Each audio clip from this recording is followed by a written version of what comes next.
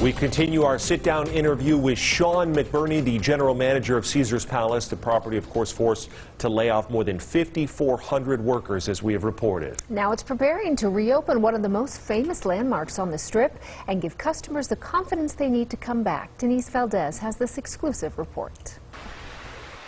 Typically, this is a bustling lobby without any debate, one of the most iconic, really, in the world. And now when we walk in, you hear echoes. Yeah.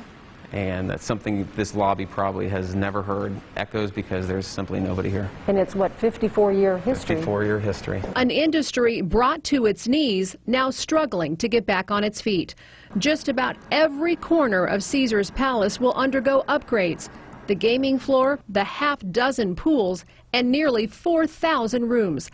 Las Vegas has a lot riding on a safe and healthy return. And leading the charge at Caesars, General Manager Sean McBurney. It's a sad feeling to walk through a business that's completely empty. It's certainly a sad experience to see the company have to furlough 90% of its employees. And that's certainly none of us would ever want to do unless absolutely necessary.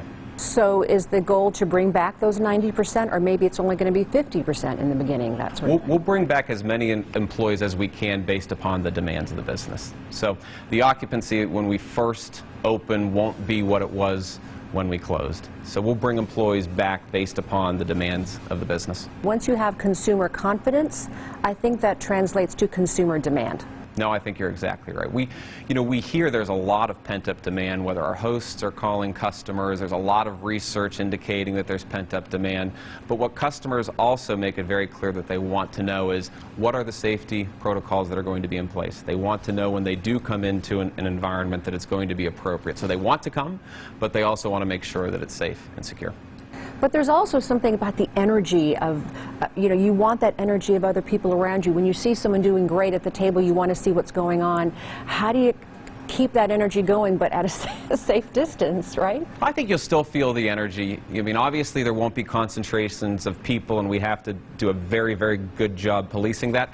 But I think naturally there will be a lot of excitement. When you talk to employees, employees are excited to get back to work. When you talk to customers, they're excited to get here. So I think that there's going to be just a lot of excitement, despite the fact that you may not have people congregating in a way that they used to in the past.